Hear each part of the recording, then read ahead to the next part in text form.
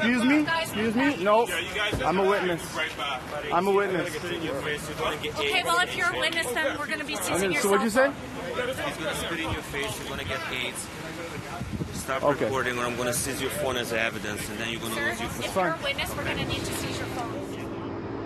January 24th, 2017, Toronto police arrest and repeatedly taser a man who allegedly tried to spit on officers outside of a downtown shelter. Their conduct in handling the arrest was called into question. What was also questioned? Their demands that a member of the public stop recording or have his phone seized. It led to a hearing and mediation by the Office of the Independent Police Review Director. I'm Adrian Gobriel. The arrest was captured right here near Dundas and Church. It was all captured on a phone. Now, today we're learning some of the terms and conditions of the settlement from the tribunal hearing. They include an apology from a Toronto police sergeant as well as a memo to all Toronto cops about your phones. I thought that there was a chance that this guy could die, and that's why I jumped out, you know? If you're a witness, then we're going to be seizing your phone. Witness Wasim Khan was the man behind the cell phone filming on that January morning. Khan believes police tried to intimidate him as they demanded he stop recording. He's also the one who filed the complaint with OPRIT. Toronto Police Sergeant Eduardo Miranda is the one stopping and tasering the suspect, Andrew Henry. Today in a statement, through his lawyer, Miranda issued this apology, saying, Sergeant Miranda wishes to acknowledge that on January 24, 2017, he had no authority or grounds upon which to prohibit Mr. Khan from video recording the police interaction with a member of the public. Mr. Khan was acting lawfully, was not interfering with the arrest in any way, and had every right to film the police in the course of an arrest. Sergeant Miranda regrets interfering with Mr. Khan's attempt to film. I think the biggest outcome out of this is that the public now knows that they have the right to record officers. They can't have their phones seized, they can't have it taken from them.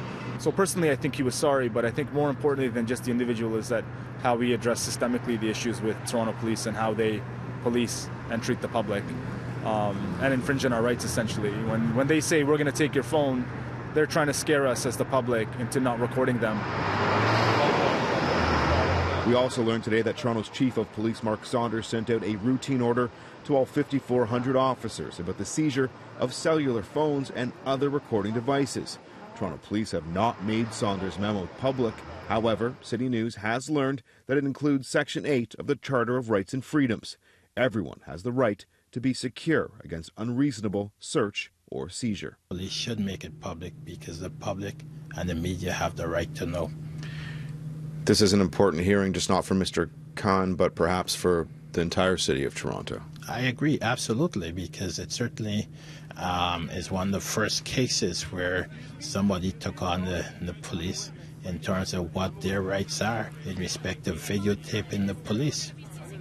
You know, and that person was successful. He was recording the police officers tasering and stomping on a mentally challenged black man. So that video was powerful evidence that the police didn't want it out there, you know, and so Mr. Khan feels vindicated.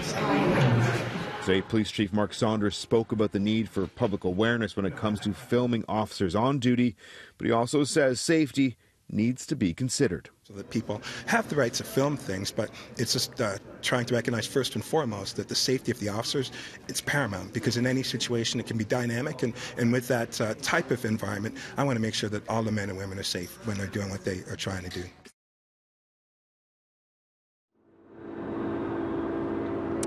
And we've also been told that there are other terms of the settlement which are still confidential, including whether or not Sergeant Miranda received any discipline.